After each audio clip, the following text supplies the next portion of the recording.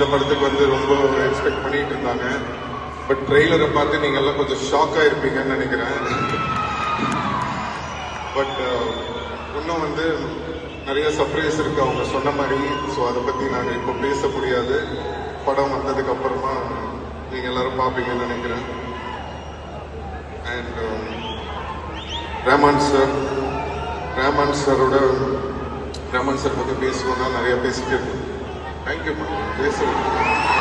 Love you வரேன்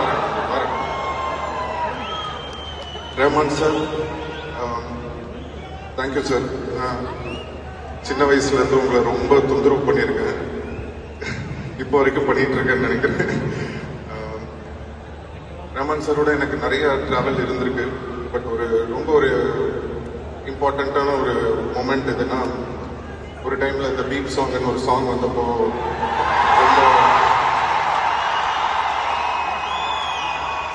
அந்த டைம்ல வந்து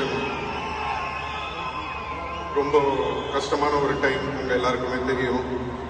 அப்படி இருக்கிற ஒரு டைம்ல வந்து எனக்காக வந்து அந்த டீசருக்கு வந்து ஒரு டைலாக்ல இருந்தது ஒரு டீசரு. பட் சார் வந்து ஊருக்கு போகாம இருந்து இல்ல நம்ம எதாவது பண்ணணும் அப்படின்னு சொல்லி அவர் போட்டு ஒரு டீசரை ரெடி பண்ணி ரிலீஸ் பண்ண சாங் தான் தள்ளி போகாதே. ஸோ அதை என்னைக்குமே மறக்க மாட்டேன். எனக்காக நிறைய செஞ்சிருக்கீங்க சார், தேங்க்யூ ஸோ மச்.